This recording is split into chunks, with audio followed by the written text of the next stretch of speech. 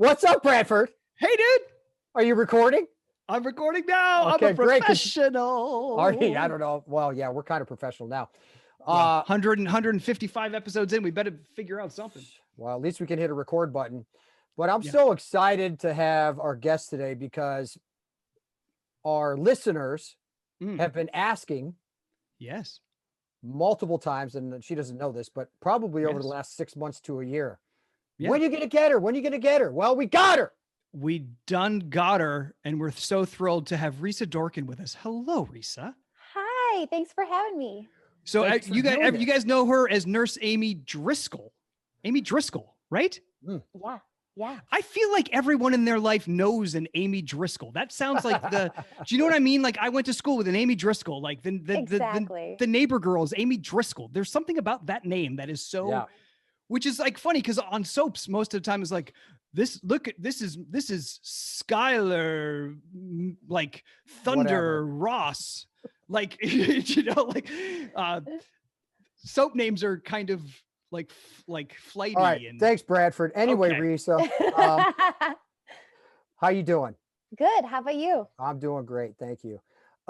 Thanks for joining us. Before we kind of get into the whole GH section of things, we like to go back and just learn and hear about your path and how you got to GH. So, where did you grow up? What kind of kid were you? Were you into the arts early? So those are the kind of things. A lot of questions to throw out. Let's do one at a time, Steve. I know. Well, overwhelm the poor girl. Well, what are we gonna do? One word answers. Where are you from? I'm born and raised in Minnesota. Ah, that's cold. Whereabouts in Minnesota? Apple Valley. It's near the Minnesota Zoo or the Mall of America. Yes, I've been there. Yeah. I've been to. Well, so wait a second. The Mall of America is in Minneapolis, though, isn't it? It's right outside the city. And Apple Valley is right outside the city too? Yeah. Oh, okay. Well, because I did some children's theater, which I thought was that was in Appleton, Wisconsin. Never mind, whole different place. Yeah. Thank you, Bradford, for joining us today.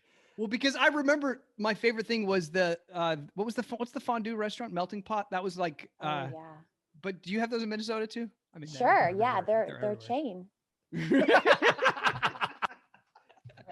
Right. Listen. So what was life like in Minnesota for young Risa? I grew up doing theater. I started doing theater professionally around 6th grade. Wow. What? Okay. All right. So when you start doing theater and you're that young, is it just because that part of Minnesota has great, like, was this like, did you start in school? Did you have like great after school programs?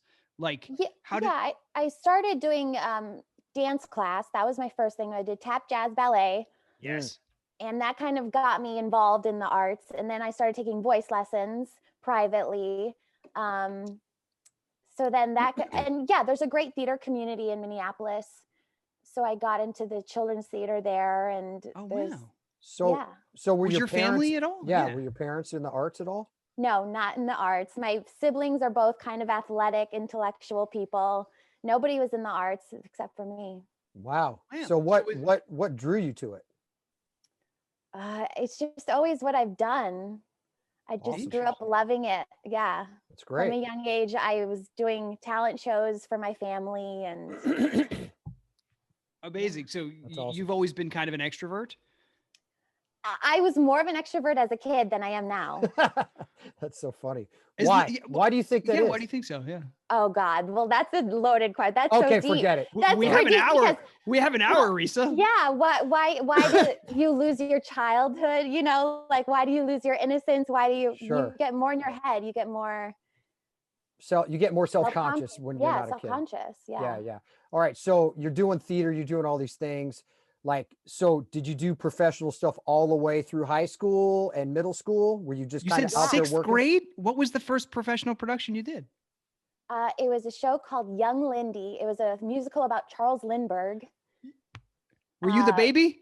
No, I was his girlfriend. Was it like amazing. Lindbergh's baby, right? It was about him as a child. So I played his girlfriend. So, yeah. And, but yeah, fun fact, it actually took me 5 years to graduate high school because I was in theater. It took me longer to graduate. So your career in Minnesota was like taking you away from school. It was going so strong. Wow. Yeah, because I did a production of High School Musical in high school that took about 2 years. We did hundreds of performances. It was the stage premiere of Disney's High School Musical. Wow. Did you tour outside of Minnesota? No, never left Minnesota. So same stage, you're doing hundreds of shows at the same place. Yeah, sold out every performance, hundreds of performances. Was that Disney theatricals? Yeah. That's wow. amazing. So it was like the Disney. Well, yeah, because if they're using the name, it's got to be Disney. Why did they pick Minnesota? I'm not sure. Children's Theater it's won Tony Awards. It's very reputable theater, the Minneapolis Children's Theater. Okay, so let me get this straight. So High School Musical was on Disney first, and then they wanted to go to stage, and they went to Minnesota. And made a stage production there, and you auditioned for that? Yeah, I did that for 2 years. So that's why I missed too much of my schooling to graduate on time. So then I did a 5th year at a different school. Hey, you're getting paid. Who cares? Yeah, super senior. So even in 6th grade, you were getting paid? Yeah. Wow. Dude, that's so cool. Who do you play in High School Musical? Martha Cox, the hip hop dancing geek. Awesome. Yep. So in your dance training, like you pop it and lock it and stuff, like I can throw it down a little bit. Yeah. Watch out. Yeah. Bradford cannot, and he has a bad back. Right. No, I'll pop a back. I'll pop a disc is what I'll do. Oh my God. He totally would. So yeah, when you're involved with a company like that, in a, because obviously the Minneapolis has the Guthrie, has like a big touring house too, right? So like, do you feel connected to the, like, are people like talking about moving to New York? If you're in that track, is it like, oh, people from this track go and do this? Yeah, that was always my dream. I moved to New York when I was 18 or 19 when I graduated high school eventually. Right. Yeah, I moved to New York.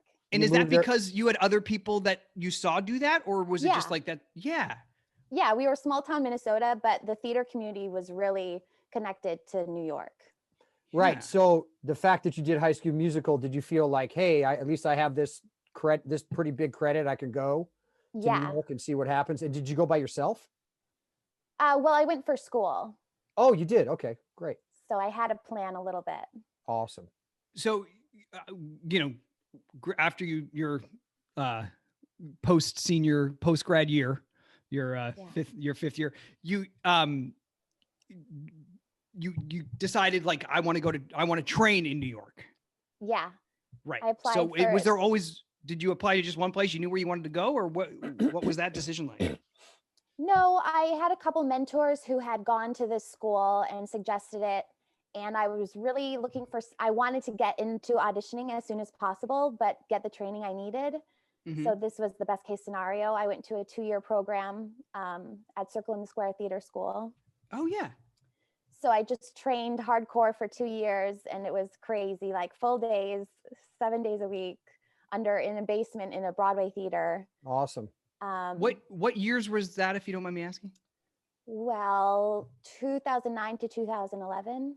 Okay, what was going on in the theater at Circle in the Square when you were there? Lombardi, I think. Okay.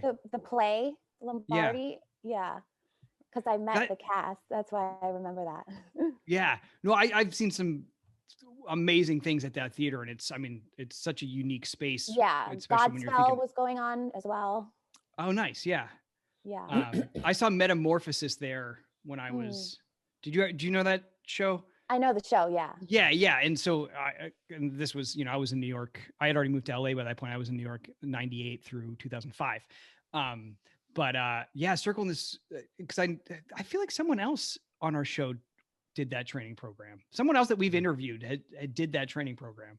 So anybody, I'm not sure if you haven't met anybody on our show that did that same training program. No. Okay.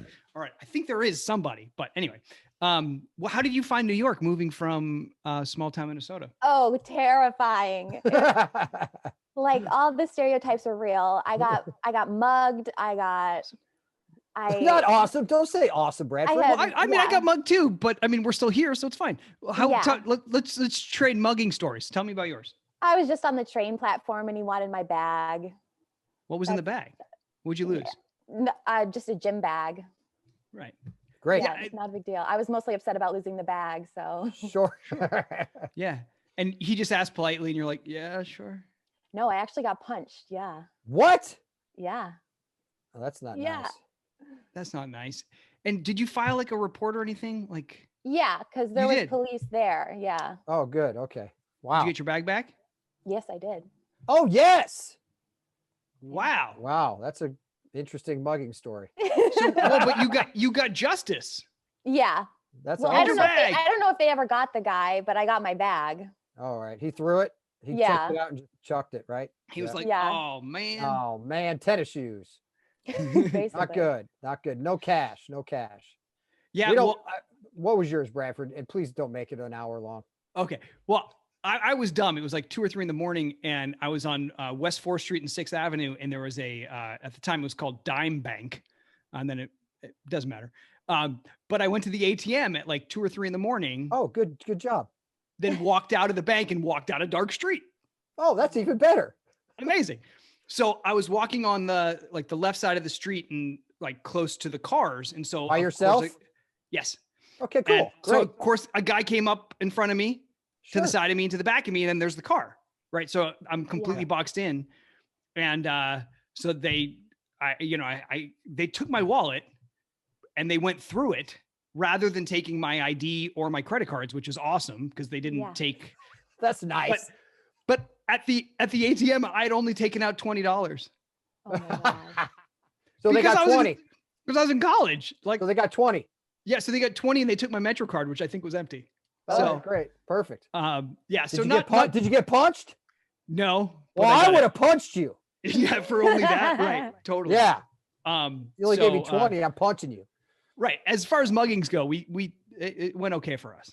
Okay, yeah. Pretty good. It happens. Did you get homesick? Like, what was your transition like there? I was homesick. I hated New York. It was hard to get used to public transportation. Mm-hmm. I had roommates I didn't get along with. It was just rough. Yeah. Did you continue to hate New York or did you figure it out? No, I loved it. Yeah. I miss it now. Sure.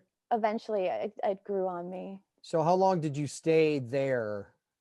So let me ask this question. You always were focused on theater. Were you ever focused on TV or movies? And when did that kind of happen, come into the scenario?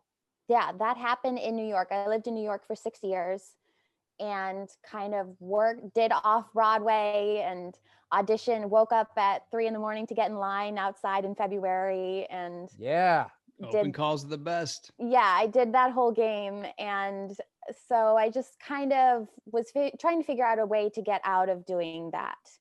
And so I started doing extra work because I didn't know anything about a set. I had never been on set. I didn't know anything about the positions or crew or anything. So I started working at background work and I spent a summer working background for Boardwalk Empire. Cool.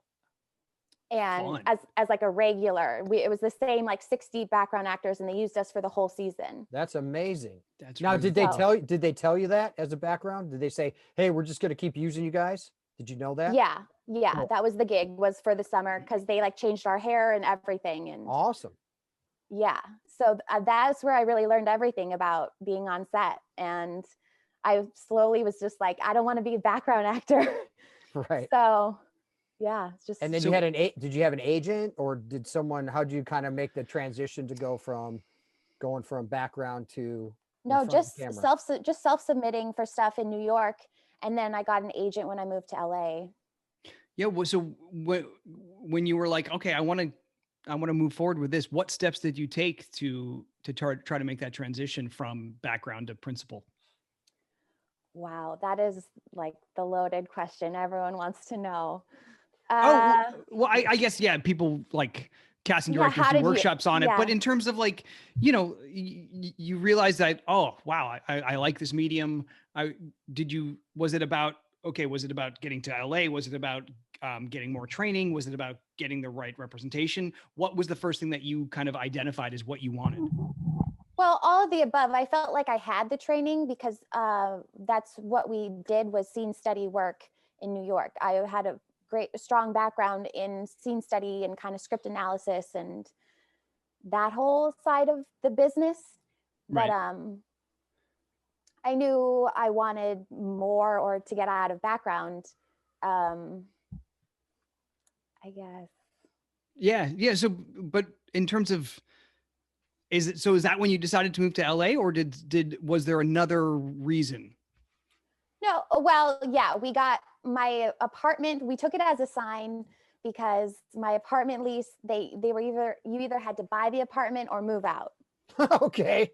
So we took that as like a big sign, as we should either, That's funny. we're either going to take the next step in New York or we're going to relocate. So well, okay, but buying an apartment in New York, who's we at that point? Yeah, that's me and my boyfriend at the time. He's now my husband. Okay, so is he an actor? Yes, also an actor. Went to the same school in New York. Okay, great. So he did theater also? Yeah. Okay, great. So you guys decided, because you couldn't afford a $20 million penthouse. Right. Well, that's the thing, is like the landlord probably knew what they were doing. They probably wanted to get you out so they could raise the rent. Of course. Right? Yeah, something like that. Yeah. But like, it's New York, dude. They're gonna do whatever they want there. But like two young actors, get out or buy it. Like that's such like a not a reasonable request, I don't think. Yeah, my husband always wanted to be in LA, so he took it as the big sign, and I kind of went along with it. Great. So did you think at that point you weren't going to go after theater anymore, and you're just going to focus on TV? No, I still would love to do theater. That's where my passion is. Great.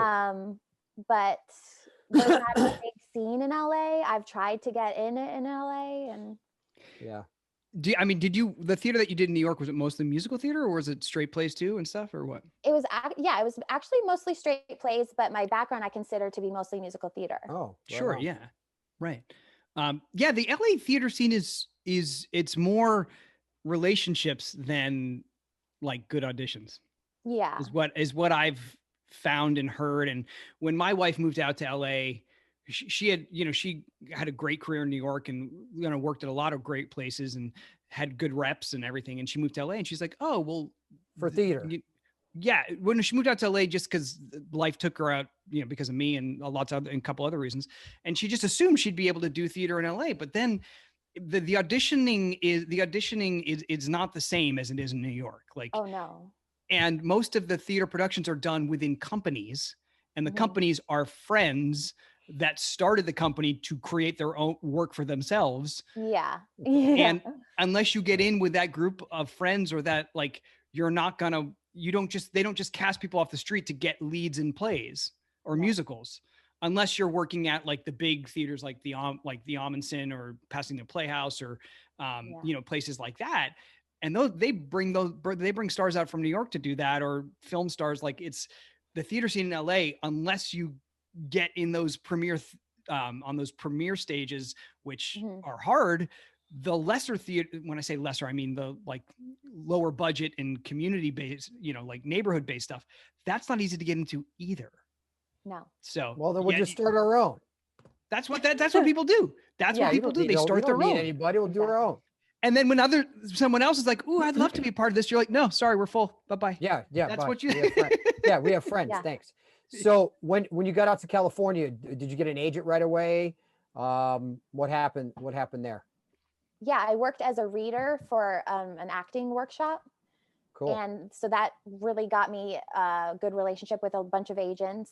So I signed with my agent. Great. Like right off the bat, and got GH a few months after that. Oh wow! Really? Like, what was your first like on camera speaking part? What was it? Yeah. What was your first one? Was it GH or was it? No, I did a YouTube project for Shane Dawson. It's I did a movie with Shane Dawson, and that was my first big credit.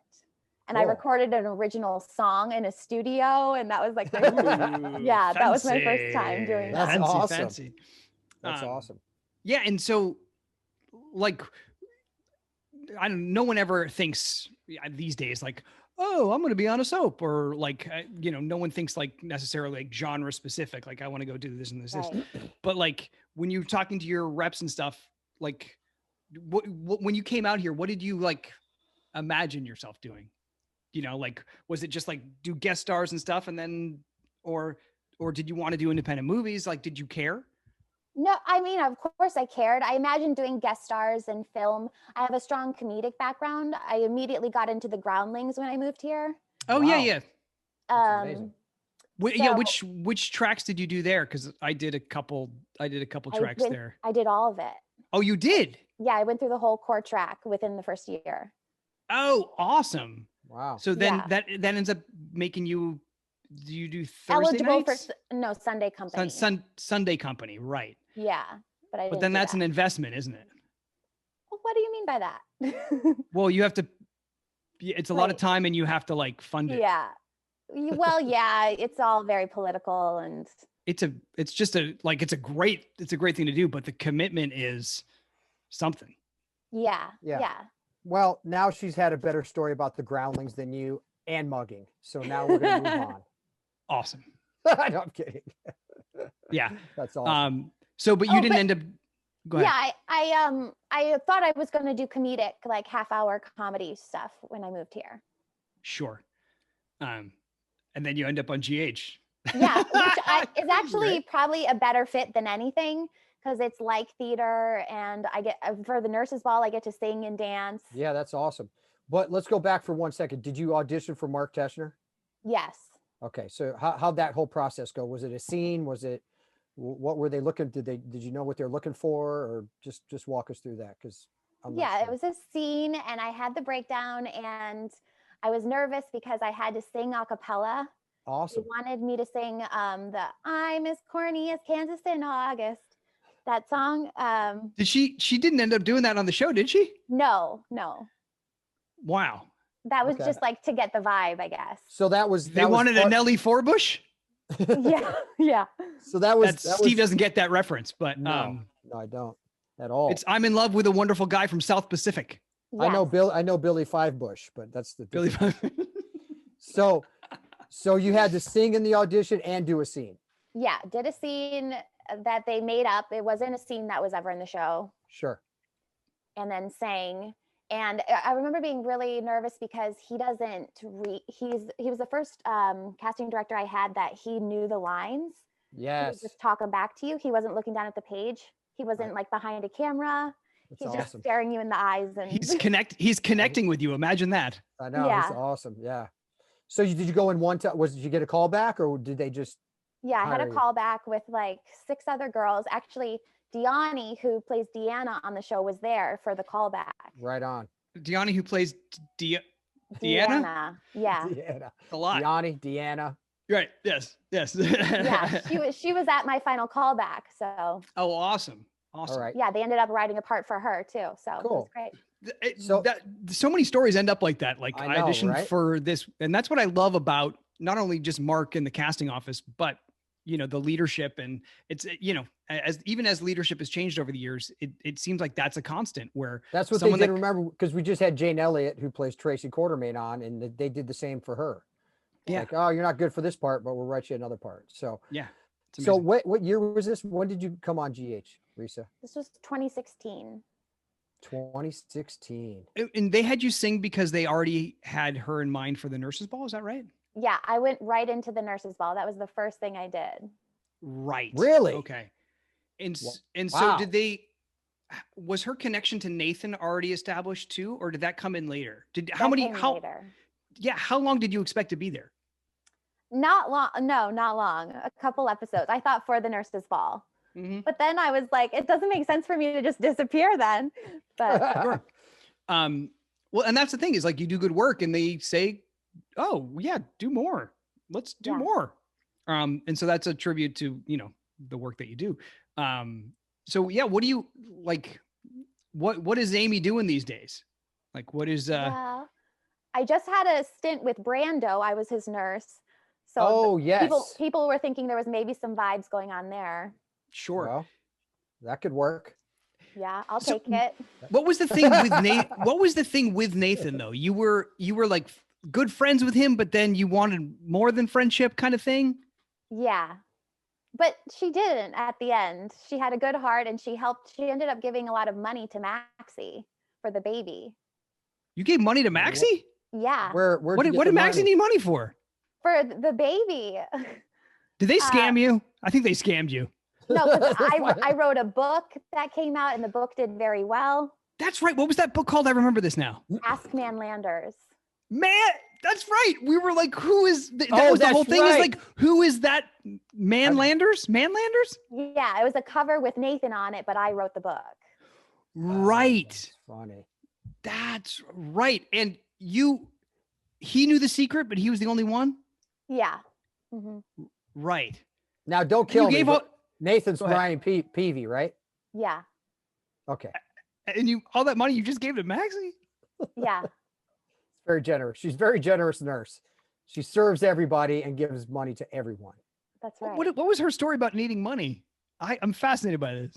No, like, there wasn't a lot of background. It was just like, give me money. Because I felt bad that Nathan had passed. I think she's just being there in Nathan's memory. Oh, that's nice. I feel like when a police, I could be wrong here, but I feel like if in police departments, if a police officer goes down, the family gets the pension or there's like some thing. Yeah. I don't know. Like, I thought she'd be taken care of, but I'm saying is you were scammed. Yeah. Never trust that girl. Yeah. Yeah. You can't trust Max. Spinelli sends her money every month. So no, you don't. You know what? Maybe she pays me child support because I got her kid. Maybe that's why she's broke. Maybe it's my fault that you had to give her all this money. I'm so sorry. There you go. That's so funny, dude. That's wow. So funny. Wow. So what do you wish would be next for Amy, I guess? Yeah, I would love a love interest. She's gone on a lot of dates. She's had a lot of flings. She talks a lot of gossip about other people's life. Yeah. She needs some romance. What are her most memorable flings? Have these been on-air flings? Yeah, she had a crush for Dylan.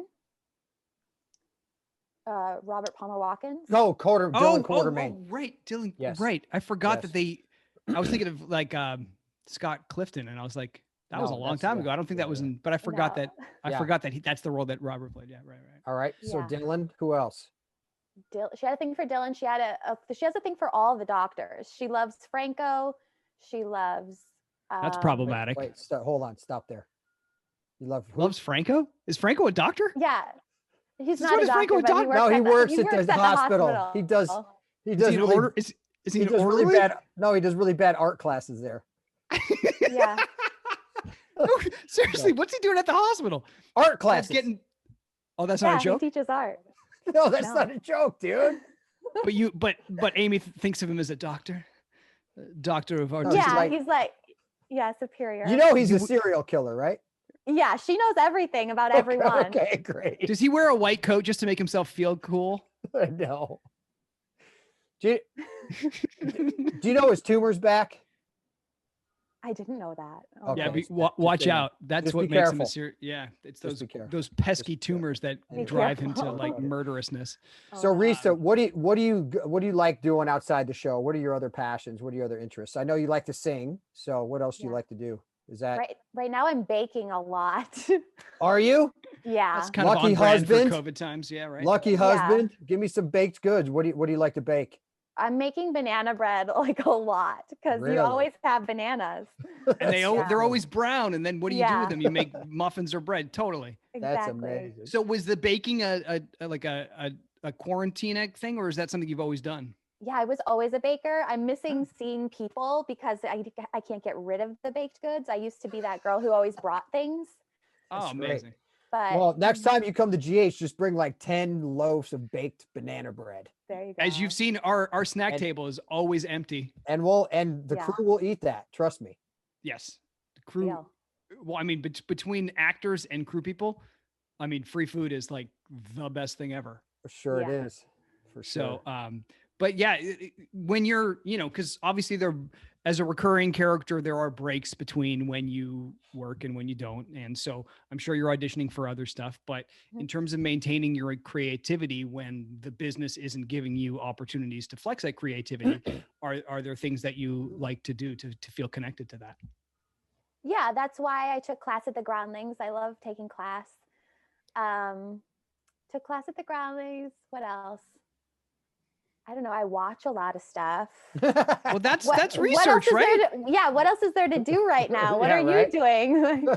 well, I mean, we get our plate full of making YouTube videos and talking to people, and like, you know, and obviously before going into the quarantine, we kind of had a baseline for, you know, we have this podcast, we had a pretty thriving social media that we could, you know, add to. So we had like structures in place to do more. Nice. And then we just kind of threw ourselves into it head first. And so we're, you know, but that doesn't mean that everybody should do what we did. I'm just saying, like, you know, whether it's writing, whether it's, you know, art, whatever. Whatever. Or if it's, you know, a crossword, like whatever, like, you know, it's, there's some things that we need to do to not go crazy when we don't have these opportunities to do what we love to do. For sure. You know, professionally necessarily. Yeah. What, you know, what is inside you that needs to come out, and how do you get it out when no one else is giving you the platter to put it on, right? Yeah. Yeah. I mean, I've been working out really hard. Awesome. That's a big, I've lost 55 pounds. That's amazing. I saw that online. Good for you. Well done. Like that's not, let's not just gloss over that, because that's not easy to do. So really good for you. That's really amazing. Thank you. It's very inspiring. So that's been keeping me busy. That's what I do with my time. I walk in circles in our neighborhood. Right. So funny. Hey, you're doing it though. Amazing. Yeah. Have you found like any sort of like, how's it affected your, cause you know, exercise for me helps me not go crazy too, and clears my mind and creates space in my mind for other stuff. Yeah. It's, I love it. And days that I don't do it, I notice it. I'm so grateful to live somewhere that I can go outside mostly every day. It's a little rainy right now, but we'll take it. That's awesome. Yeah, no, California there's a lot to recommend California for. And the fact that during a quarantine, the outdoors is still available to us, because we're not in the middle of a nor'easter like they like on the East Coast. Yeah. Amazing. Well, that's awesome. Yeah, that's great. Well, it's so great to visit with you. And so there we had, see, everyone's been asking for Risa, and we got her. That's it. And now we just have to get her, because we do a lot of other events. Now we just need to get you to sing for us at some point. Not now. Okay. Because you sing, you're awesome. And if I were you, because I can't sing, I'd be singing all the time. So thank you. How often do you sing? Do you still try to keep up your instrument? Oh yeah, I sing every day. And I've made little videos. I don't post them. They're just kind of for me. But post them. Post them. What are you doing? Post them. What's your favorite type of music? Like what decade, or do you like, what's your favorite? I like singer-songwriters like Adele, Taylor Swift. Everyone was into Taylor Swift over the quarantine. Oh yeah. Have you listened to the second album of the quarantine? Folklore and then Evermore? Yes, I'm off. Okay. I'm off book on everything. Oh, you're off book. Don't worry. Amazing. That's awesome. Well, I mean, you know, I'm sure the people would love to hear your renditions of some of these songs, whether it's just a clip or like, you know. Yeah, I'll work on it. I'll work on it. Hey, we're going to let Risa go, but we're going to talk to her right afterwards. So Risa, thank you for joining us. We appreciate your time. And it was great to get to know you, quite honestly, because we'll, you know, cross paths at work, but we never really get to talk. So thank you for doing this. Yeah. Thanks for having me.